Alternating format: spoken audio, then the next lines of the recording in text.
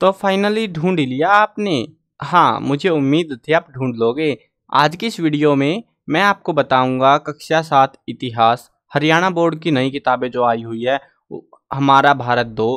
तो इस किताब का जो है ये पाठ नंबर 7 है आपका। पाठ का नाम है सुहेल देव एवं पृथ्वीराज चौहान। ये उस समय की कहानी है जो हम पिछले पाठ में पढ़ के आए हैं। देखो भाई, आप अगर वीडियो देख रहे हो, चैप्टर समझ रहे हो, तो बेसिकली आपको सिंपली बता देता हूँ, चैप्टर लाइन वाइज पढ़ना, आगे पीछे मत करना, नहीं तो कहानी बर्बाद हो जाएगी। एक पूरी सीरीज चलती है बुक के अंदर, ये जो नई बुक आई है ना, तो इनके अंदर इस हिसाब से बुक्स को डिजाइन करा गया है कि आप पहला चैप्टर पढ़ोगे, फिर दूसरा, फिर तीसरा, फिर ऐसे कहानी बिल्ड होती जाएगी और एक प्यारी सी कहानी हमें देखने को मिलेगी। बट यहाँ पे फिलहाल क्या चल रहा था, पिछले चैप्टर में हम जान के आए थे कि भाई कैसे जो है महमूद गजनवी ने जो है यहाँ पे भारत के ऊपर आक्रमण करा। कुछ राजा लोगों ने उनको रोका भी, आनंद पाल और भी कुछ राजा थे, लेकिन वो असमर्थ रहे, उनका वध कर दिया गया, या उनकी किस्मत फूटी हुई कह सकते हो आप। वो युद्ध हारते चले गए और उस हार का बदला वो तो भैया पैसा लूट के ले गया भारत से। मजे आ रहे थे उसके तो, लेकिन ऐसे ही उनके भी वंशज अब अरब, जैसे भारत का राजा है उसका बच्चा राजा बनेगा, फिर उसका बच्चा राजा, ऐसे चलता है ना, तो वैसे वहां पे भी था। तो वैसे ही वहां पे से जो है आगे उनके वंशज जो है आगे बढ़ते रहे, उनकी संतानें राजा बनती गई। और इसी के दौरान जो है एक टाइम ऐसा आ चुका था जब भारत के ऊपर दोबारा से, मतलब ऐसा नहीं होता भाई रोज की रोज आओ चलो भारत में चलते हैं, लड़ाई करनी पड़ती है यार लूटने के लिए भी, ऐसे प्यार से नहीं लूटा जाता। तो उस लूट को मचाने के लिए एक शासक आता है, महमूद गोरी। तो ये जो गोरी था, ये भाई इसने भी बवाल मचाया देश के अंदर, बहुत लूटपाट मचाई। कुछ राजा ऐसे थे भैया क्यों लड़ाई करनी, क्यों फालतू का पंगा मोल लेना, लेकिन कुछ भाई हमको ही लूटना है सारी दुनिया, इस चक्कर में वो निकल पड़ते थे भारत की तरफ, क्योंकि भारत था सोने की चिड़िया। अब यहाँ पे ऐसे ही दो राजाओं की कहानी है जिन्होंने उनका प्रतिरोध किया, उस राजा का सुहेल देव और पृथ्वीराज चौहान। सुहेल देव जो है उत्तर प्रदेश के अंदर जो है इनकी काफी कहानियां सुनने को हमको मिलती हैं, बट यार अब तक तो हम उत्तर प्रदेश में तो है नहीं, हम तो हरियाणा में हैं, लेकिन कहानी बुक में दे दी तो हम भी सुन लेते हैं। चलो शुरू करते हैं। हाँ, उससे पहले देखो कहानी तो आसान है यार, शुरू कर लेंगे, लेकिन पहले आपको ये बता देता हूँ, बहुत सारे स्टूडेंट्स को जो है पता नहीं लगता, फिर भी मैं बताता हूँ, फिर भी पता नहीं लगता। देखो भाई, मैंने जो है पूरी की पूरी ये किताब है आपकी, ये क्या नाम है, हमारा भारत 2। तो इस किताब का जो है आपको हर एक चैप्टर के नोट्स, अभ्यास के प्रश्न उत्तर, महत्वपूर्ण प्रश्न उत्तर और एमसीक्यूज, ये 4 चीजें आपको लिखी हुई भी मिलेंगी और वीडियोस भी मिलेंगी। तो पेज प्लेलिस्ट दोनों लिंक डिस्क्रिप्शन में है और फर्स्ट कमेंट में भी मैं डाल दूंगा, तो ये जो है आप लिंक्स पे विजिट आउट कर सकते हो। अब शुरू करते हैं चैप्टर को। दो ही बंदों का नाम है, लेकिन उससे पहले इन्होंने एक कहानी बिल्ड करने के हमारे लिए कोशिश करी है, उसको भी थोड़ा सा पढ़ लेते हैं। राम अपने पिताजी के साथ डाक टिकट प्रदर्शनी देखने के लिए दिल्ली के राष्ट्रीय डाक टिकट संग्रहालय जाता है। अब आप लोग नहीं जाते, मैं भी नहीं जाता भाई, मुझे डाक टिकट देखने का कोई शौक नहीं है। आपको है तो आप जा सकते हो। बहुत सारी टिकटें हैं, जो टिकट क्या होती है, जैसे डाक आती है ना, तो उसके ऊपर ऐसे स्टिकर से लगा रखे होते हैं, तो उनको टिकटें कहते हैं। तो बेसिकली वो जो है ना, बहुत सारी अलग अलग लोगों को जो है सम्मान के तौर पे जो है उनके नाम पर निकाली गई थी। तो ऐसे ही जो है यहाँ पे ये बच्चा पिता आए हुए हैं, बेटा इस डाक टिकट को देखो, ये वाली को, ठीक है, यह डाक टिकट राजा सुहेल देव का है। अब पता नहीं, पिता भी समझदार है और बेटा तो समझदार होता नहीं है, तब चैप्टर शुरू कैसे होगा, नहीं तो राजा सुहेल देव, ये कौन है, तो इसका पिता बताएगा। भैया घर पहुंच गए ये दोनों, चलो टिकट विकट देख लिया हमने, घर पहुंच जाते हैं। और घर पहुंचने के बाद तो आओ उनके बारे में बताते हैं। बच्चा भूल गया होगा शायद, लेकिन नहीं, पिताजी डाक टिकट वाले राजा सुहेल देव कौन है, उनके बारे में बताओ ना, बताओ ना, प्लीज बताओ ना। तो पिता कहानी शुरू करता है, हम भी कहानी शुरू करते हैं, और जो कि आपको तो पसंद आती नहीं है, फिर भी शुरू करते हैं भाई। तो वो टिकट वहां पे आपको दिख नहीं रही थी, है ना, धुंधली धुंधली सी थी ना, तो ये देखो यहाँ पे आपको दिख रही है साफ सुथरी स्पष्ट डाक टिकट, ये वो पर्चियां सी लगी होती है अलग अलग। तो ये राजा सुहेल देव, यहाँ पे लिखा भी हुआ है महाराजा सुहेल देव। और ये भी डाक टिकट है, ये है पृथ्वीराज चौहान की डाक टिकट। चलो हम शुरू करते हैं चैप्टर को। भारत में ऐसे पराक्रमी और साहसी शासकों की श्रृंखला काफी बड़ी रही है, जिन्होंने न केवल विदेशी आक्रमणकारियों से देश की रक्षा की, बल्कि यहाँ की सभ्यता और संस्कृति को भी फलने फूलने का अवसर दिया। इस अध्याय में हम ऐसे ही दो महान राजाओं की कहानी पढ़ेंगे, राजा सुहेल देव और पृथ्वीराज चौहान। पृथ्वीराज चौहान का नाम काफी सुन रखा होगा आपने, ना, तो राजा सुहेल देव किसी किसी ने सुना होगा। अब देखो ऐसा नहीं है भाई कि मैं आपको पढ़ा रहा हूँ तो मेरे को सब कुछ पता था ऑलरेडी, बहुत पहले मैंने पढ़ लिया था, ऐसा नहीं है। ये जो नई किताबें आई है ना, ये जो टॉपिक्स आए हैं, ये हमें नहीं पता थे। आधे राजाओं के नाम हमें पता थे, आधी कहानियां पता है, लेकिन सारी कहानियां हमने पहले की किताबों में हमारे टाइम में नहीं पढ़ी यार। तो आपको पढ़ने को मिल रही है भारत के और नए नए राजा जानने को मिल रहे हैं, जिनका हमको भी नहीं पता था और हमें भी जानने को मिल रही है, तो दोनों को मजा आ रहा है भाई। चलो अब यहाँ पे देखते हैं राजा सुहेल देव की कहानी। कौन था ये राजा? राजा सुहेल देव एक वीर और पराक्रमी राजा था।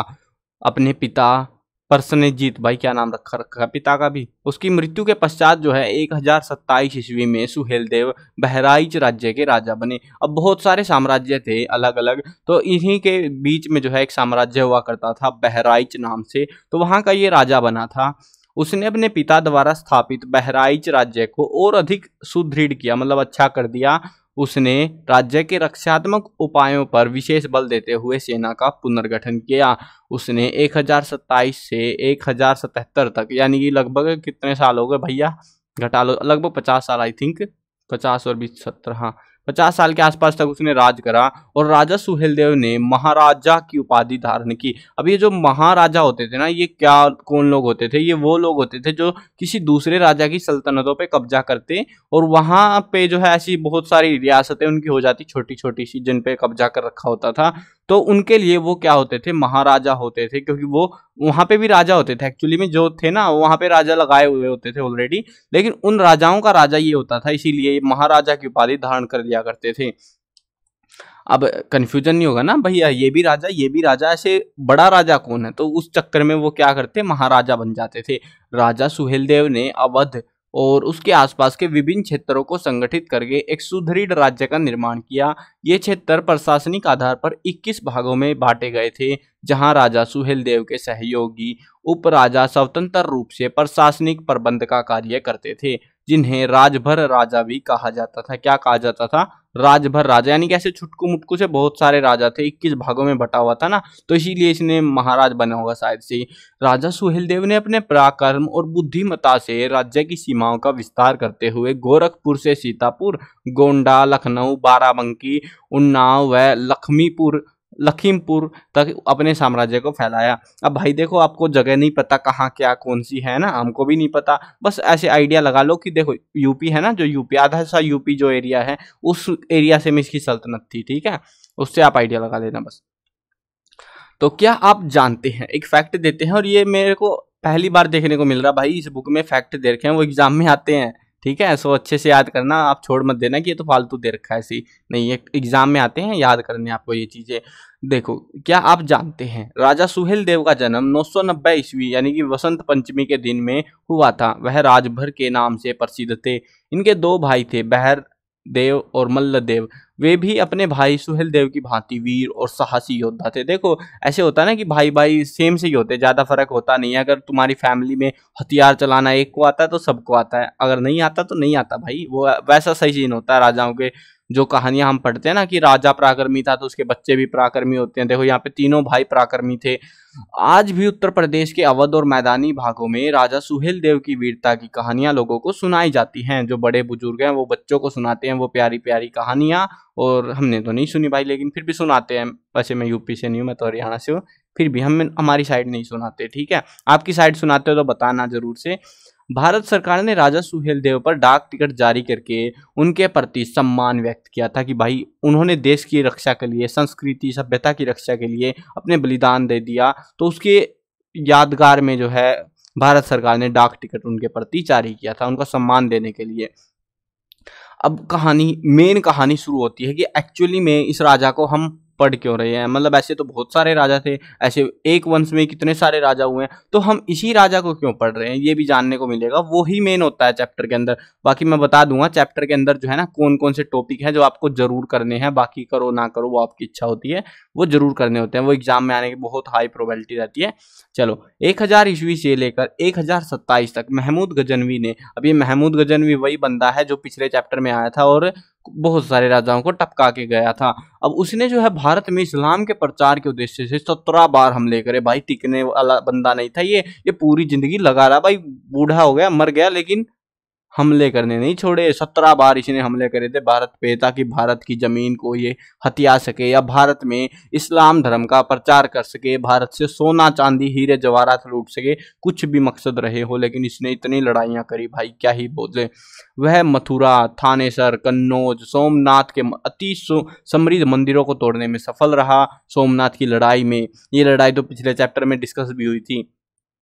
तो इस लड़ाई में उसके साथ उसके भांजे सैयद सालार मसूद ने भी भाग लिया था। 1030 में महमूद गजनवी की मौत के बाद उत्तर भारत में इस्लाम का विस्तार और तुर्क राज्य के प्रशासन करने की जिम्मेदारी सैयद सालार मसूद ने अपने कंधों पर ले ली, क्योंकि अब राजा मर गया, राजा की पत्नी शायद होगी नहीं, बच्चे नहीं होंगे, तो अब उस इतनी बड़ी सल्तनत जब महमूद गजनवी लेके बैठा हुआ था, उसको संभालेगा कौन। तो वहां पे कौन आया, वहां पे आया उसका भांजा सैयद सालार मसूद। ठीक है, तो अब वो राजा बन गया और वो संभालेगा पूरा सिस्टम, कैसे क्या करना है। वह भी भारत में इस्लाम का प्रचार करने के साथ साथ यहाँ की धन संपत्ति को लूटना चाहता था। भाई जैसे बड़े बुजुर्गों ने ज्ञान दिया था, वैसा ही ज्ञान बच्चों में भी आएगा। तो बड़े बुजुर्ग बोलते थे भारत में बहुत सोना है, लूट डालो उसको। इन्होंने लूट डाला भाई, ये भी लगे हुए हैं।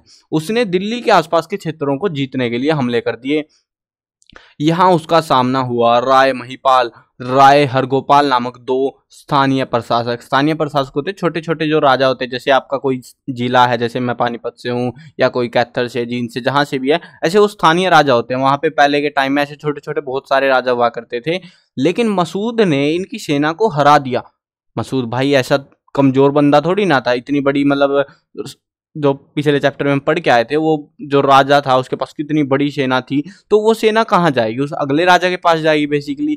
तो उतनी बड़ी सेना ताकत होते हुए वो जीतने का चांस थे भी नहीं, उनको हरा दिया और दोनों लड़ते हुए बेचारे युद्ध में मारे गए। मेरठ, बुलंदशहर, बदायूं क्षेत्र के स्थानीय शासकों ने मसूद की अधीनता स्वीकार कर ली, यानी कि उन्होंने बोला कि तुमको भैया जो चाहिए हम दे देंगे, हमको जीने दो, हमको आराम से रह लेने दो। मसूद ने कन्नौज को केंद्र बनाकर पूर्व की ओर सेना भेजने का निर्णय कर लिया कि हम अब पूर्व दिशा में हमला करेंगे। बहुत सारे स्टूडेंट्स को दिशाएं नहीं पता है ना, चलो मैं आज आपकी हेल्प कर देता हूँ दिशाएं डिटेक्ट करने में। देखो ये हमारा भारत है, ठीक है, ऐसा सा भारत बना रहा हूँ मैं, काम चलाओ बस, मतलब अब नक्शा छापूंगा थोड़ी ना यहाँ पे। तो ये जो भारत है हमारा, ये वाली साइड है, जो ये वाली, ये है हमारी पूर्व दिशा यहाँ पे।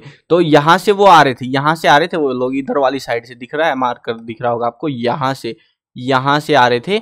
और यहाँ से आते हुए एंट्रेंस में, यहाँ दिल्ली पड़ती है हमारी, यहाँ कहीं सी, तो यहाँ से जो एंट्री हुई, यहाँ से तो हो गया था उनका कब्जा। अब यहाँ के शासकों ने जो है बोला कि भैया हमको जीने दो, तो वो अपना वहाँ पे सेना बैठा के अपना आगे के लिए निकल लिया। तो इधर नहीं आना चाह रहा था। अब आप सोच रहे हो भाई इधर क्या ऐसा बवाल था, क्योंकि एक्चुअली में जो है ना, आप आई थिंक तो 8th क्लास में पढ़ोगे, पता नहीं आपकी में आई थी, बट हाँ कहानी आई थी। तो सीन क्या था, इधर की जो सल्तनत थी कुछ 2-4 राजाओं के पास थी, ज्यादा बड़ी ऐसे छोटी मुटकी सल्तनतें नहीं थी, बहुत ताकतवर सल्तनतें थी। और अगर ये बंदा इधर की साइड हमला कर देता तो भाई ये मर जाता, उधर ही खेल खत्म था इसका। तो इसीलिए ये क्या कर रहा था, ये इधर वाले एरिया में फैल रहा था, इधर वाले एरिया में हमला नहीं कर रहा था, ताकि ये राजा भी इसके ऊपर हमला ना करे। इनको पता रहता था पहले के राजाओं को कि हाँ ये ताकतवर है, ये कमजोर है, सारा पता रहता है। अब ये इधर वाली साइड में बढ़ता गया वो, तो ये सीन था, ठीक है। अब कहाँ थे भाई, हम गुम हो गए रास्ते में ही। चलो हम राय गोपाल हमने पढ़ लिया था। मेरठ बुलंदशहर के स्थानीय शासकों, ये तो हो गया था ना। हाँ, मसूद को केंद्र बनाकर पूर्व की ओर सेना भेजने का उसने निर्णय किया। उसने सतारिख पर विजय प्राप्त की। अब ये राज्य सल्तनतें याद नहीं रहेंगी, बहुत सारी सल्तनतें आएंगी जाएंगी, तो मेन याद रखनी है अपने को, ठीक है। इस क्षेत्र में स्थानीय शासकों ने बहराइच के राजा सुहेल देव के से मसूद को रोकने का आग्रह किया। वहां पे ऐसे स्थानीय राजा थे बहुत सारे, छुटकू राजा, तो वो बोले सुहेल देव से कि भाई साहब तुम लग रहे हो ताकतवर, तुम्हारी बाजुओं में ताकत है, हम तुम्हारा समर्थन करते हैं, तुम्हें वोट देंगे। वोट नहीं चाहिए थी इसको सेना चाहिए थी भाई। तो इन्होंने अपने समर्थन दिया, अपनी सेनाएं भेजी इसके साथ में, और फाइनली डिसाइड हुआ कि तुम जाके उसको रोको जो यहाँ पे हमें लूटने आ रहा है, ठीक है। ये डिसीजन हो गया। चलो भैया आप देखते हैं क्या पोपट किसका कटेगा। बहराइच के राजा भगवान सूर्य के उपासक थे। वे बहराइच में सूर्य कुंड पर भगवान सूर्य की पूजा करते थे। बहराइच को पहले बरहाइच के नाम से जानते थे, सेम ही है यार, क्या फर्क पड़ गया, बरमाइच, हाँ बरमाइच चाहिए, बरमाइच के नाम से पहले इसको जाना जाता, फिर बरहाइच बना दिया, पता नहीं क्या ही कर रहे थे। सालार मसूद को रोकने के लिए, ये वही बंदा जो हमला कर रहा था भाई, आगे बढ़ता जा रहा था, रियासतों को ठोकते जा रहा था, जो भी राजा आ रहा मार डाल रहा था। तो उसको रोकने के लिए बहराइच के आसपास के सभी छोटे बड़े सारे लोग मिल गए और राजा सुहेल देव के नेतृत्व में लामबंद हो गए, यानी कि वो सारे इकट्ठा हो गए वहां पे। और ये राजा बहराइच के शहर के उत्तर की ओर लगभग 3 मील की दूरी पर भकला नदी के किनारे अपनी सेना सहित इकट्ठा हो गए। कौन सी नदी थी? भकला नदी। अब ये नदी किस किस को पता है? किसी को नहीं पता, क्योंकि भाई गायब हो गई वो शायद से। तो गंगा यमुना सरस्वती वही चल रही है आजकल तो, है ना। तो ये नदी गायब हो गई है टाइम के साथ में, लेकिन कोई बात नहीं। एक नदी थी भकला नदी, तो उसके आसपास वो इकट्ठा हो गए। अभी ये युद्ध की तैयारी कर रहे थे बेचारे, सोच रहे थे राजा आएगा, हम ऐसे ऐसे प्लान कर लेते हैं, ऐसे ऐसे मारेंगे उसको। ठीक है, हो गया डिसाइड। सालार मसूद ने उन पर रात में हमला कर दिया। बेचारे सो रहे आराम से, मस्त नींदी निकाल रहे अपनी, और उसी नींदी के टाइम पे जो है बेचारे के ऊपर हमला हो गया। पोपट कट गया उनका। तो वो सोच रहे सुबह अपना उठ के लड़ाई मचाएंगे, वो रात को ही आ गए। इस अप्रत्याशित आक्रमण में दोनों ओर के अनेक सैनिक मारे गए। अब देखो वो सो रहे हैं, भले ही एक बार बवाल मचेगा तो भाई सेना तो उठ जाएगी। तो मान लो 20-50-100 लोग मार दिए होंगे उसके, और उसके बाद में सेना उठ जाएगी। फिर उधर के भी ठुके, उधर के भी, लड़ाई मच गई वहां रात में। लेकिन बहराइच की इस पहली लड़ाई में सालार मसूद जीत गया। क्यों जीत गया? क्योंकि भाई वो प्रिपेयर नहीं थे, जबकि वो पहले से जो है सालार मसूद तो पहले तैयार होकर बैठा था ना, रात में जाके मारना उनको, दिन में तो पता लग जाएगा। देखो अब क्या करते हैं, अब कहानी में और ट्विस्ट आएगा, मजा आएगा आपको, कहानी आगे बढ़ती जाएगी। पहली लड़ाई में परास्त होने के बाद सेना नहीं मरी थी इनकी, ये समझो कि सेना नहीं मरी थी, थोड़े बहुत लोग मरे होंगे, पीछे हट गए, अपना मतलब जो एरिया था उसको छोड़ के भाग गए पीछे की साइड। तो पहली लड़ाई में हारने के बाद में अगली लड़ाई के लिए बहराइच की सेना फिर से इकट्ठी होने लगी, लेकिन इस बार भी उन्होंने रात्रि आक्रमण की संभावना पर ध्यान नहीं दिया। भाई साहब, मतलब एक बार तुम रात में मर गए हो भाई, ठीक है चलो गलती हो गई, तुम्हें नहीं आइडिया था, दूसरी बार तो तैयार हो जाते। और अतः वे पुनः रात के समय हुए इस युद्ध में भी हार गए। दोबारा से उसने जो है सेम टेक्निक लगाई सालार मसूद ने, और रात को हमला कर दिया। अब रात को हमला करा और ये इनकी कोई तैयारी थी नहीं बेचारों की, फिर से पिट गए। अब ये देखो दिन में आक्रमण नहीं कर रहा, वो रात में कर रहा, दूसरी बार कर रहा, दूसरी बार भी हार गए। इनमें कौन सी अकल थी पता नहीं कहाँ गई हुई थी। तथापि तुर्क सेना के अनेक सैनिक इस युद्ध में मारे गए। वो लड़ाई मचेगी तो मारे जाएंगे यार। अब बहराइच की सेना सुहेल देव के नेतृत्व में निर्णायक युद्ध हेतु तैयार हो गई। बोले आर या पार, या तो जिंदा रहेंगे हमारी सल्तनतें या हम बर्बाद हो जाएंगे। तो आर पार की लड़ाई होने वाली थी। लड़ाई का क्षेत्र हो गया तय चित्तौड़ झील से हटीला और अनारकली झील तक फैला हुआ, तो बहुत बड़ा क्षेत्र था और उसमें होने वाली थी लड़ाई। अब देखते हैं इस लड़ाई में क्या होगा। फाइनल लड़ाई जून 1034 में दोनों सेनाओं के बीच एक भयंकर युद्ध हुआ। अब भाई अब रात दिन वाला स्कैम नहीं होने वाला, अब तो लड़ाई होगी तो होगी, सीधे चल रहे हैं मजे में। इस युद्ध में सैयद सालार मसूद मारा गया। हाँ मजा आ गया भाई, अब तो मर गया ये, उसकी बची हुई सेना भाग गई। क्यों भाग गई वो समझ गए ना, राजा मर गया तो भाई सेना तो भगलेगी पहले ही। लास्ट टाइम आनंद पाल के साथ जो स्कैम हुआ था पिछले चैप्टर में, जिन्होंने वीडियो देखी होगी, चैप्टर समझा होगा, उसमें बताया था कि भैया आनंद पाल के साथ भी सेम स्कैम हुआ। हाथी डर के भाग गया, आनंद पाल का राजा था, वो मेन लीडर था, और हाथी की वजह से वो युद्ध हार गए, सेना भड़क गई और भाग गए वो सेना। तो वही सीन था वहां पे, तो चलो राजा तो बच गया, यहाँ पे तो वो सीन था ही नहीं, राजा ही मार दिया इन्होंने। और उसके बाद में भाग खड़ी हुई पूरी की पूरी सेना। सैयद मसूद को उसकी विशाल सेना के साथ समाप्त करने के बाद राजा सुहेल देव ने विजय पर्व मनाया। एक त्योहार तो मनाएंगे भाई, मतलब इतना खतरनाक राजा को मार दिया तो खुशी का मौका था यार, त्योहार मनाया इन्होंने, खुशी मनाई अपनी। और इस महान विजय के उपलक्ष्य में कई पोखर भी खुदवाए, आई थिंक तालाब को पोखर कहते हैं। वह इस विशाल स्तंभ का भी निर्माण करवाना चाहते थे, वह एक विशाल स्तंभ का निर्माण करवाना चाहते थे, लेकिन वे सब पूरा न करवा सके। 1034 में तुर्क सेना की इस पराजय के बाद लगभग 140 सालों तक किसी भी तुर्क सेनापति ने भारत को लूटने और यहाँ इस्लाम का प्रचार करने का साहस नहीं किया। ये देखो भाई, मतलब राजा पिटा कब, और 140 साल तक भारत वालों को मजे आ गए। क्यों मजे आ गए? क्योंकि भाई किसी में जिगरा नहीं था फिर कि हाँ वो जाएंगे और भारत में आके लूटेंगे। तो ये था भारत वालों का टसन, एक बार में ठोकेंगे, खतरनाक ठोकेंगे। चलो अब होता है बहराइच का युद्ध। ये युद्ध याद रखना आपको, इंपॉर्टेंट एग्जाम के पॉइंट ऑफ व्यू से। ये वाला जो पहरा है ना, ये वाला याद रखना है। इसमें आपको एक्चुअली क्या पूछा जाएगा, आपसे पूछेंगे सिंपल सा क्वेश्चन, बहराइच के युद्ध का वर्णन कीजिए। तो ये युद्ध हुआ था जून 1034 को। सुहेल देव के नेतृत्व में एक बहुत बड़ी सेना ने सालार मसूद की फौज पर तूफानी गति से आक्रमण किया। मतलब ऐसे बढ़ा चढ़ा के तो बताना पड़ता है थोड़ा सा। इस युद्ध में सालार मसूद अधिक देर तक न ठहर सका। सुहेल देव के धनुष द्वारा छोड़ा गया एक विष बुझा बाण, विष बुझा क्या होता है, विष लगा के, आग लगा के ऐसे परमानेंट लोहे में मिक्स कर देते हैं जहर, वो बाण जो है सालार मसूद के गले में आ लगा। वैसे भी भाई गले में लग गया, वैसे भी नहीं बचने वाला था, चाहे विष बुझा हो चाहे ना बुझा हो, मर ही जाता वो वैसे भी। तो वो उसके गले में आ लगा, जिसके वजह से उसका देहांत हो गया। इसके दूसरे ही दिन शिविर की देखभाल करने वाला सालार इब्राहिम भी बचे हुए सैनिकों के साथ मारा गया। अब ये सालार इब्राहिम कौन था? ये वो बंदा था जो सालार मसूद के साथ में जो है ना, उसका जो है कोई सहयोगी होगा, जो मतलब डेड, मतलब जिनको चोट वोट लग जाते हैं उनको मेंटेन करेगा। ऐसे भी बंदे होते हैं ना, लीडर्स होते हैं वो भी। तो वो भी सबको मार दिया इन्होंने, जो फंसा उसको मार डाला इन्होंने तो बेरहमी के साथ में। बेरहमी तो क्या ही है, ये भी बेरहमी करते आ रहे थे, इन्होंने भी कर दी। तो ये था सुहेल देव के बारे में एक प्यारी सी कहानी। आई होप आपको समझ में आई होगी सुहेल देव की कहानी। अब बात करते हैं दूसरे राजा की, पृथ्वीराज चौहान। इस बंदे ने क्या करा था? उसने तो चलो मारा भाई, इतने 140 साल तक फिर औकात नहीं हुई अरब लोगों की कि ताकि वो भारत पे हमला करे। अभी पृथ्वीराज चौहान को तो हम बहुत जानते हैं, बहुत सुना है हमने। क्या है ये बंदा, कौन है, कैसे है, जानते हैं चलो। भारतीय राजपूत राजवंशों में चौहान वंश को विशेष स्थान प्राप्त है। चौहान वंश के शासकों ने 9वीं से 12वीं सदी तक शासन किया। इस राजवंश के शासकों ने आधुनिक राजस्थान, हरियाणा, दिल्ली, पश्चिम उत्तर प्रदेश, गुजरात और इसके समीपवर्ती क्षेत्रों पर शासन किया। और इसी कारण से हम पृथ्वीराज चौहान को जानते हैं, क्योंकि भाई हरियाणा में आया है ना ये, कहीं ना कहीं इन्होंने राज करा है।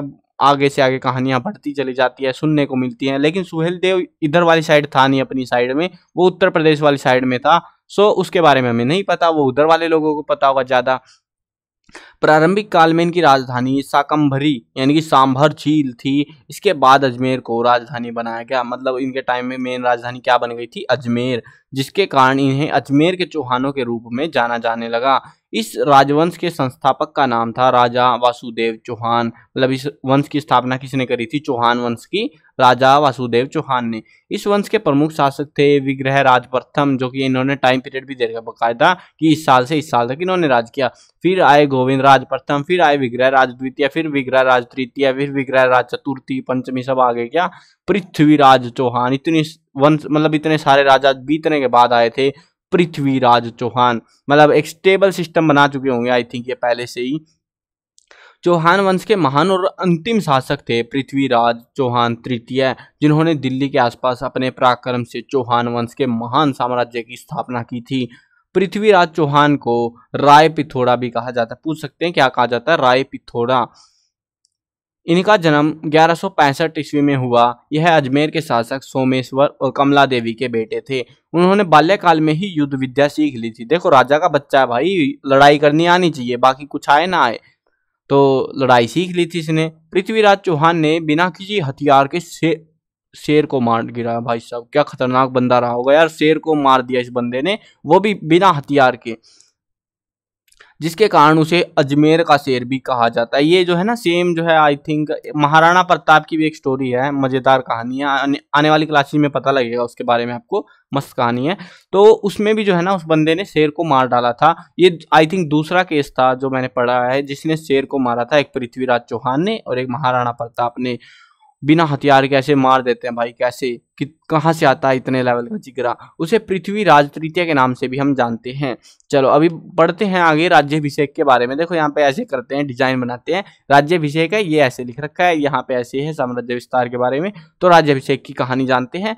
पृथ्वीराज चौहान को उनके पिता की मृत्यु के पश्चात 1178 में 13 वर्ष की आयु में अजमेर का शासक नियुक्त किया गया। ये देखो 13 वर्ष की आयु तो शायद आपकी भी हो रखी होगी। तो 13 वर्ष की आयु में आप कुछ नहीं बने, ये राजा बन गया था। उसकी बहादुरी और शौर्य से प्रभावित होकर इसके नाना अनंगपाल ने उसे दिल्ली के सिंहासन का उत्तराधिकारी भी घोषित कर दिया। मतलब वो भाई बचपन में कैसे पता लग जाता है इनको कि बहादुर है, वीर है, तो जो भी है इनको लगा होगा। तो इसके नाना ने भी बोला मेरी संपत्ति भी तू ही संभाल लेना, और दिल्ली का सिंहासन भी उसको दे दिया। मतलब सल्तनत बड़ी हो चुकी थी। पृथ्वीराज चौहान का साम्राज्य विस्तार कैसे हुआ? पृथ्वीराज चौहान ने गद्दी पर बैठने के पश्चात साम्राज्य विस्तार की नीति अपनाते हुए 1182 में भाड़ान के राजा को हरा दिया और रेवाड़ी, भिवानी, अलवर के क्षेत्रों को अपने साम्राज्य में मिला था। अपने साम्राज्य में मिला लिया। इसके बाद जो है बुंदेलखंड के चंदेल शासक परमाल को भी हरा दिया इन्होंने। उन्होंने 1186 में गुजरात के शासक भीमदेव द्वितीय को हरा दिया और अपने साम्राज्य का विस्तार पश्चिमी भारत में किया। पृथ्वीराज चौहान ने महाराजा धीराज की उपाधि धारण की, और ये क्यों करी, जो कि सेम पिछले राजा की जैसा ही सीन है, क्योंकि भाई इतने सारे वो राजा थे छोटे छोटे से इनके अंडर में, तो इसीलिए क्या बन गए महाराजा धीराज। कोई महाराजा लगाते थे, कोई महाराजा धीराज लगाते थे, तो उनकी इच्छा थी भाई जो लगाना लगाओ, कौन रोकने वाला है, इज्जत करो भाई राजा की। चलो आगे बढ़ते हैं, पृथ्वीराज चौहान के बारे में ये भी जाने भाई, बता दो क्या क्या जानना है हमको, हम सब कुछ जान लेंगे, हम सब कुछ पढ़ लेंगे। पृथ्वीराज चौहान ने 64 कलाओं और 14 विद्याओं का अध्ययन किया था भाई, मतलब टेक्निक्स बोल सकते हो बेसिकली, आर्ट्स एंड ये मार्शल आर्ट होता है ना, जैसे कला होती है लड़ाई की कला, ऐसे बहुत सारी अलग अलग प्रकार की 64 कलाओं के बारे में पढ़ा, 14 प्रकार की पढ़ाइयां उन्होंने करी, पता नहीं क्या क्या सीन था। पृथ्वीराज चौहान केवल 13 वर्ष की आयु में सिंहासन पर बैठे, जो कि हमको बता दिया था। सम्राट पृथ्वीराज 36 अस्त्र शस्त्र धारण कर सकते थे, 36 प्रकार के, भाई हमको तो याद भी नहीं होंगे, 36 प्रकार के हथियार उठा सकते थे, ये चला सकते थे। पृथ्वीराज चौहान को 6 भाषाएं संस्कृत, प्राकृत, अपभ्रंश, पेचासी, मगधी और सूरसेनी का ज्ञान था। चंद्रबरदाई ने लिखा है पृथ्वीराज शब्द भेदी बाण चलाने में निपुण थे, यानी कि जैसे महाभारत में देखा होगा आपने, टीवी में दिखाते हैं ओम ओम ओम ओम, जो भी एक मंत्र सा पढ़ेंगे और उसके बाद जाएगा वो सीधा उड़ता हुआ और दुश्मन की मुंडी उड़ा देगा, तो वैसा सही बाण माना जाता है। चंद्रबरदाई ने लिखा है कि ऐसा ऐसा बाण ये चलाने में एक्सपर्ट थे, पता नहीं भाई चलाते भी थे कि नहीं, वो हो सकता है फेंक भी हो, बट जो भी है सुन, इसने लिखा है, हमने पढ़ लिया है बस। पृथ्वीराज विजय नामक ग्रंथ में पृथ्वीराज की 16 रानियों के नाम मिलते हैं, यानी कि उनके पास 16 पत्नियां थी उनकी। पृथ्वीराज चौहान धर्मशास्त्र, मीमांसा, आयुर्वेद, गणित, संगीत आदि विद्याओं के ज्ञाता, मतलब ऑलराउंडर बंदा था ये बेसिकली। पृथ्वीराज चौहान के पिता का नाम सोमेश्वर और उनकी माता का नाम कमला देवी था। तो ये मस्त है यार, ये सारी पॉइंट्स याद करने के, मतलब एग्जाम में ऐसे पूछेंगे ना पृथ्वीराज चौहान के बारे में बताइए तो क्या क्या विशेषताएं थी, तो ऐसे आप लिख सकते हो ये पॉइंट बना के। चलो आगे बढ़ते हैं। क्या आप जानते हैं पृथ्वीराज के पास एक विशाल सेना थी जिसमें 3 लाख सैनिक और 300 हाथी थे। वह सैनिक के रूप में कुशल घुड़सवार और ऊंट सवार भी थे, मतलब अच्छी खासी सेना इसके पास थी। और यहाँ पे ये पृथ्वीराज का फोटो, अच्छा पृथ्वी राजसो ग्रंथ, ये ग्रंथ का फोटो है यहाँ पे, ये ग्रंथ था जिसके अंदर से हमें इसका वर्णन मिला है पूरा क्या क्या सीन था। अब ये पृथ्वी राजसो, ये पृथ्वी राजसो ये जो ग्रंथ है इसके बारे में पढ़ते हैं। तो पृथ्वी राजसो 2500 पन्नों का महाकाव्य है, 2500 पन्ने हैं उसके अंदर। वो एक ग्रंथ है ना, जैसे आपकी कॉपी के अंदर 20-50 पन्ने होंगे, वैसे इसके अंदर 2500 पन्ने हैं भाई, इतनी बड़ी है, जिसमें 1 लाख छंद और 69 समय सर्ग या अध्याय हैं। इसके रचयिता चंद्रबरदाई थे। अच्छा, तभी उन्होंने लिखा था कि भैया ये शब्द भेदी बाणी, इसको उन्होंने ही लिखा है ये सारी कहानी, तो हमें बताना पड़ेगा उनके बारे में। चलो अच्छी बात है। वे पृथ्वीराज के बचपन के मित्र और उनके राजकवि थे, और उनकी युद्ध यात्राओं के समय वह ओजस्वी कविताओं से सेना को प्रोत्साहित भी करते थे, यानी कि ये क्या होता है, मतलब जोश भरी कहानियां सुनाते थे, बेसिकली कविताएं सुनाते उन लोग अपनी सेना को, और मोटिवेट करते थे लड़ाई के लिए। भारत को 1175 के बाद एक बार पुनः तुर्क आक्रमणों का सामना करना पड़ा। इस बार तुर्क आक्रमणकारी था मोहम्मद गोरी। ये गोरी बहुत खतरनाक बंदा था भाई। उसने 1175 से 1206 तक भारत पर बहुत सारे आक्रमण कर डाले। इस समय भारत में गुजरात का चालुक्य, दिल्ली और अजमेर के चौहान, कन्नौज के गहलवाड़ नामक 3 शक्तिशाली राजवंश थे। ये तीनों खतरनाक थे। चालुक्य आई थिंक आपकी क्लास में नहीं है, या होगा, मेरे को ध्यान नहीं है, बट भाई चैप्टर इन द फ्लो बहुत सारे पढ़ा दिए ना मैंने, बट हाँ है किसी न किसी बुक में, नई किताब में। तो चालुक्य वंश के जो शासक थे बहुत खतरनाक थे, मतलब इतना आसान नहीं था इनको हराना। दिल्ली अजमेर में चौहान चल रहे थे, कन्नौज में गहलवाड़ नामक, तीनों के तीनों खतरनाक राजवंश भाई, मतलब जो राजा थे वो बहुत खतरनाक थे, शक्तिशाली राजा थे। तो बड़ी बड़ी सल्तनतें थी इनके पास में। अब महमूद गोरी को कैसे टिक पाएगा, क्या करेगा, वो देखेंगे। ये तीनों राजवंश अपने आप में इतने सक्षम और शक्तिशाली थे कि वे अकेले ही तुर्क शत्रुओं से सफलतापूर्वक निपट सकते थे, और बेचारे कहाँ फंसेंगे देखते जाओ। मोहम्मद गोरी ने सैन्य बल के साथ युद्ध की रणनीति की ओर विशेष ध्यान दिया, क्योंकि भाई अगर ऐसे ही अंधा घुसेंगे ना, पहले जैसे वो घुस रहा था महमूद गजनवी और ये जो आया था तो ये तो ऐसे ही टपक गए बेचारे, युद्ध नीति के बिना भी हरा दिया था बेचारों को। लेकिन इन्होंने युद्ध नीति का सहारा लिया, टेक्निक बनाई और सबसे पहले उसने खैबर की बजाय सुरक्षित और छोटे रास्ते का प्रयोग करते हुए गोमल दर्रे से भारत में प्रवेश किया। अब ये दर्रे वर्रे क्या चीज है, देखो ऐसे जो है ना पहाड़ी इलाका है जो पाकिस्तान साइड में पड़ता है, जम्मू कश्मीर और वो तो पहाड़ी इलाका है और वहां पे है दर्रे, दर्रे होते हैं जैसे ये पहाड़ है ना, अब पहाड़ के ऊपर ये पहाड़ बना हुआ, ठीक है, ऐसे पहाड़ है बहुत सारे। तो ऐसे जो है रास्ते हैं, इन रास्तों से वो सेनाएं लेके आते हैं। एक फेमस दर्रा है जिसको बोलते हैं गोमल दर्रा। ये कौन सा दर्रा था यहाँ पे, खैबर की बजाय, हाँ खैबर दर्रा। उस समय जो ज्यादातर आक्रमण होते खैबर के दर्रे से होते थे, ऐसे मतलब ऐसे घुसाते थे सेना लेके। और अब पहाड़ पे चढ़ेंगे तो दूर से ही दिख जाएंगे भाई कि सेना आ रही है, पीट डालो पहले ही। तो वो खाई खाई में आते थे छिप छिप के। तो इन्होंने जो है, सबको पता था इसी रास्ते से हमला होता है बार बार, तो इन्होंने क्या करा, टेक्निक लगाई, उसकी बजाय दूसरे रास्ते से आए, गोमल दर्रे से भारत में एंट्री ली। 1175 में महमूद गोरी ने मुल्तान को आसानी से जीत लिया। उसके बाद उसने उच्च के शासक भट्टी राय पर धोखे से जीत प्राप्त कर ली। पता नहीं वो क्या कर रहा था, जो भी था चालसाजी खेली होगी कुछ। मूल राज और नायकी देवी से महमूद गोरी की हार। हार कैसे हुई देखते हैं। 1178 में महमूद गोरी ने गुजरात के चालुक्य राजा मूलराज द्वितीय पर हमला कर दिया। बेचारों को लगा ये तो फुद्दू राजा है, ऐसे ही ठोक जाएगा। यहाँ मूलराज द्वितीय की माँ नायकी देवी के नेतृत्व में विशाल सेना ने महमूद गोरी की सेना का सामना किया। मतलब भाई राजा की जरूरत ही नहीं पड़ी, उसकी माँ ने निपटा दिया इसको। तो इस युद्ध में महमूद गोरी की सेना को भारी पराजय हुई। महमूद गोरी जान बचाकर गजनी भाग गया जहां से वो आया था। यह पराजय इतनी भयंकर थी कि महमूद गोरी ने अपने जीवन में पुनः गुजरात की तरफ मुंह ही नहीं किया। उसको पता लग गया भाई यहाँ पंगा नहीं लेना, यहाँ पे तो मार देंगे बेचारे, जिंदा नहीं छोड़ेंगे तेरे को। इसके बाद महमूद गोरी ने पेशावर और लाहौर को जीत लिया। अब देखो एक्चुअली में सीन क्या है, नक्शा बनाता हूँ मैं, काम चलाओ, ठीक है, इतना अच्छा नहीं बनेगा मेरे से। यहाँ सी पे पड़ता है गुजरात भारत का, ठीक है, ये वाला हिस्सा गुजरात का है। यहाँ पे पड़ता है अपना लाहौर, अपना नहीं रहा जो पाकिस्तान वालों का हो गया अब तो उस समय अपना ही था। तो यहाँ पे उसने पहले यहाँ पे हमला करा, बहुत गंदी कुटाई। अगली बारी यहाँ पे हमला करा कि अब भाई ये इसकी सल्तनत नहीं है, अलग अलग सल्तनतें थी, तो अब जीतेंगे आराम से। तो यहाँ पे जो है, अब जो है कहाँ गया वो मुनी के। इसके बाद महमूद गोरी ने पेशावर और लाहौर को जीत लिया। अब वह दिल्ली और अजमेर पर अधिकार करने की योजना बनाने लगा। यानी कि पंगा होने वाला है खतरनाक वाला, चौहान वंश से टक्कर लेने जा रहा है। अब ये हमीर महाकाव्य के अनुसार पृथ्वीराज चौहान ने महमूद गोरी को 7 बार हराया। भाई हार जाओ 1 बार 2 बार 3 बार, भाई 7 बार कैसे हरा दिया, मार देते यार, इससे अच्छा तो उसको ठोक डालते वहीं पे। प्रबंध चिंतामणि और पृथ्वीराज राजस्व के अनुसार पृथ्वीराज चौहान ने मोहम्मद गोरी को 21 बार हराया। भाई ये किताब कह रही है कि 21 बार हराया, लेकिन कुछ और ग्रंथ कहते हैं कि 7 बार हराया। अब हमें नहीं पता भाई, 2 की 4 कर देते हैं। इतिहास में भी पहले जैसे होता था, आज भी होता है, पहले भी होता था कि 2 की 4 बताना शौक था राजाओं का। जबकि मुस्लिम लेखकों मिन्हास फरिश्तों के अनुसार पृथ्वीराज चौहान और महमूद गोरी के बीच तराइन के मैदान में 2 ही लड़ाइयां हुई। मतलब एक्चुअली में उसने 7 बार भी नहीं हराया, 2 ही बार लड़ाई हुई, दोनों में हार गया होगा वो। मतलब पृथ्वीराज नहीं, महमूद गोरी हार गया होगा, ठीक है। तो जो भी है हमें नहीं पता भाई, उनकी किताबें, उनकी मर्जी, जो लिख रहे हैं हम तो बताने वाले हैं। इतिहासकार दशरथ शर्मा का मानना है कि 1186 में लाहौर को जीतने के बाद गोरी के सेना नायकों और पृथ्वीराज चौहान की सेनाओं की सीमा पर हुई झड़प को हिंदू लेखकों ने बड़ी लड़ाइयां लिखा, जिसे मुस्लिम लेखकों ने इनकी उपेक्षा कर दी। यानी कि मुस्लिम लेखक कहते हैं भाई ये तो ऐसे फुद्दू बना रहे हैं, लेकिन हिंदू वाले उसकी बढ़ाई चढ़ाई करने पे लगे पड़े हैं कि पता नहीं क्या ही है ये चीज। तो जो भी था इन्होंने जिक्र करा है सिर्फ 2 ही युद्ध का, तराइन के युद्ध का। और ये इंपॉर्टेंट है, एग्जाम में आ सकते हैं, तराइन के युद्ध याद रखने आपको। पहला युद्ध है ये तराइन का, 1191 में हुआ।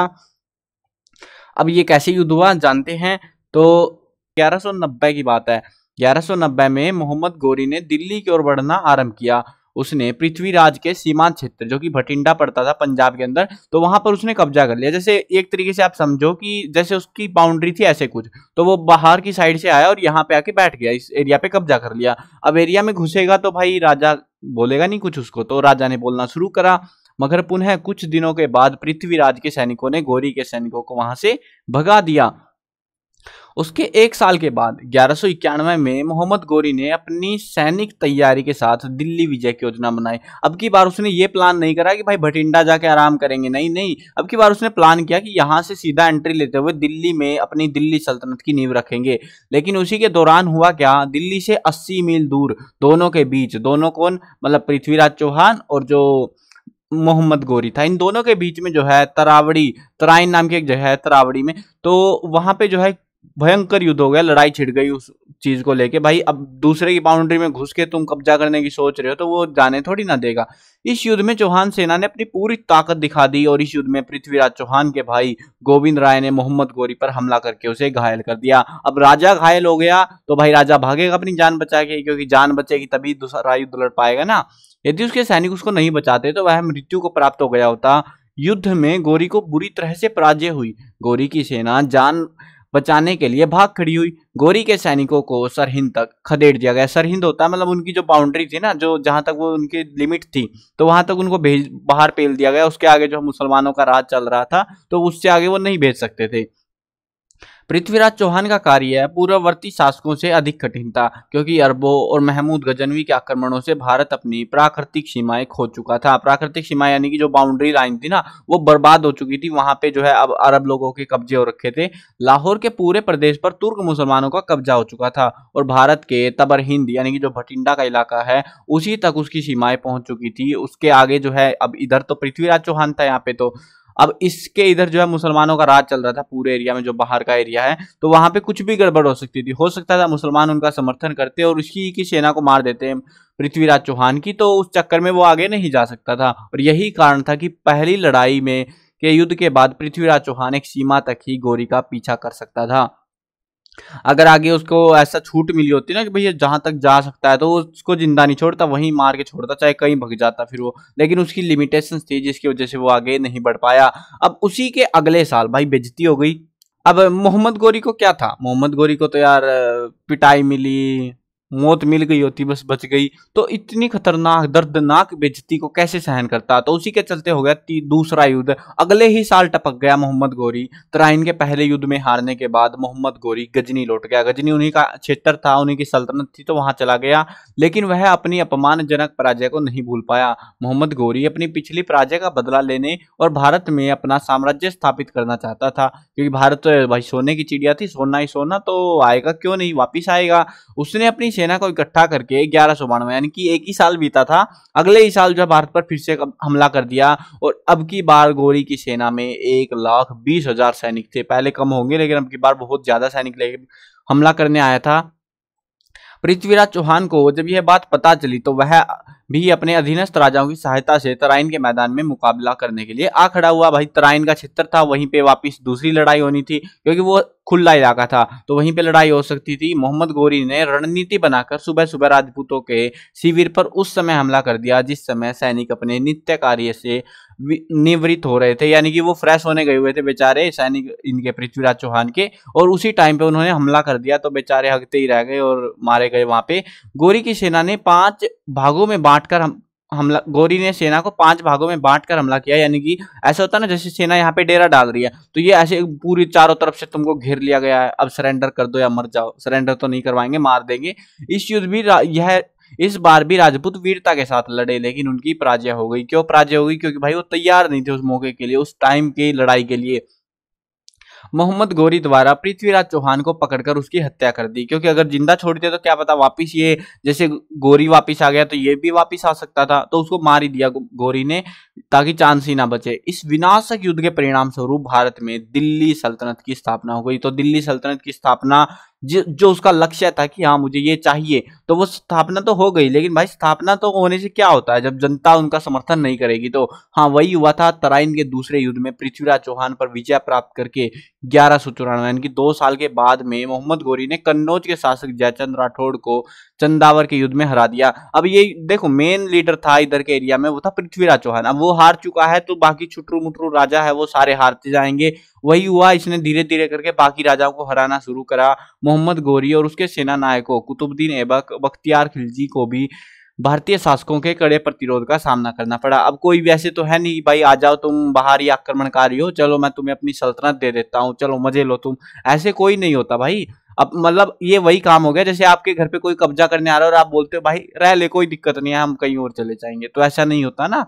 तो वही काम था यहाँ पे। इसी कारण इनको बहुत लड़ाइयां और संघर्ष झेलना पड़ा। यद्यपि 1206 में उत्तर भारत में दिल्ली सल्तनत की स्थापना तो हो गई, लेकिन इस कार्य में विदेशी आक्रमणकारियों के को भारतीयों के सतत प्रतिरोध के कारण 570 वर्षों का समय लग गया। यानी कि वो सही से टिक ही नहीं पा रहे, टिक रहे हैं, शासन बनाया किसी, पता लग रहा है आम जनता ने मार दिया राजा को, कई सेनापति को मार दिया, तो वो बवाल मचता रहा और उनको 500 साढ़े 500 साल लग गए पूरे ऐसे सिस्टम बैठाने में कि हाँ हम यहीं के हैं, वो साबित करने में, कब्जा करने में प्रॉपरली। प्रशासनिक व्यवस्था 570 साल भाई मोहम्मद गोरी जिंदा नहीं था, उसके आगे वंशज चलते गए होंगे, ऐसे चलता रहता है, ठीक है। तो प्रशासनिक व्यवस्था और आर्थिक एवं सामाजिक व्यवस्था, अब इनकी व्यवस्थाएं देख लेते हैं। व्यवस्थाएं बहुत आसान है, जैसे कि हर एक राजा के में व्यवस्था होती है ना, जो नियंत्रण वगैरह है वो सेम टू सेम होता है सब में। चौहान राज्य के शासन राजतंत्रीय व्यवस्था के अंतर्गत होता था, फिर भी इस वंश के शासक निरंकुश नहीं होते थे। राजा राज्य का प्रधान होता था, राज्य की सभी शक्तियां उसमें निहित थी, वह राज्य का सबसे बड़ा कानून निर्माता, शासक, प्रबंधक, सेनापति और न्यायाधीश होता था। राजा विभिन्न तरह की उपाधियां धारण करते थे। राजा शासन को चलाने के लिए युवराज, मंत्री, बड़े पदाधिकारियों की सलाह भी लेते थे। जैसे आजकल हमारे सिस्टम है ना, वैसा सही है। मतलब राज करने के लिए चाहिए क्या भाई, एक तो अपनी अच्छी सेना चाहिए, अपना जो है नियंत्रण अच्छा चाहिए, मेन तो ये रहता है ना। तो नियंत्रण के लिए वो अपने सेनापति और मंत्री वगैरह नियुक्त करते थे, सबका सेम हाल था। और अगर भाई राजा मतलब जिसने कब्जा करा, इतनी मेहनत करी है उस क्षेत्र को जीतने के लिए, तो अगर उसकी नहीं चलेगी तो फिर किसकी चलेगी। तो वही सीन था। तो जो राजा बनता था उसी की सारी हुकूमत चलती थी, सारा मैनेजमेंट, जो भी कुछ जो निर्णय वो लेता था वो अटल होता था, उसको कोई बदल नहीं सकता था। आर्थिक एवं सामाजिक व्यवस्था, अब ये आर्थिक सामाजिक करते हैं मतलब हालचाल क्या चल रहे थे उस टाइम पे। तो राज्य की आर्थिक व्यवस्था खेती पर आधारित थी, खेती करते थे वहां पे लोग उस टाइम पे। आर्थिक होती है मतलब पैसा, मतलब पैसा कमाई, धन कहाँ से आ रहा है उसका वो बताना पड़ता है। तो इसके अतिरिक्त उद्योग भी उन्नत थे, कपड़ा, बर्तन, पत्थर की मूर्तियों से संबंधित उद्योग यहाँ पे प्रमुख थे। दिल्ली और आसपास के राजपूताना क्षेत्र में वर्णाश्रम समाज का मुख्य आधार था। इसके अतिरिक्त अनेक उपजातियां बन चुकी थी। उपजातियां होती है जैसे एक मेन जाति होती है ना, तो उसके अंदर भी छोटी छोटी कैटेगरी, अलग अलग टाइप के जो है जातियां बन जाती है, उसको उपजातियां कहते हैं। उस समय सती प्रथा, जैसे हिंदू है बेसिकली, हम क्या कहते हैं, देखो हिंदू है ना। अब हिंदू के अंदर जो है वो छोटा आएगा कि बड़ा, छोटा ही आता है।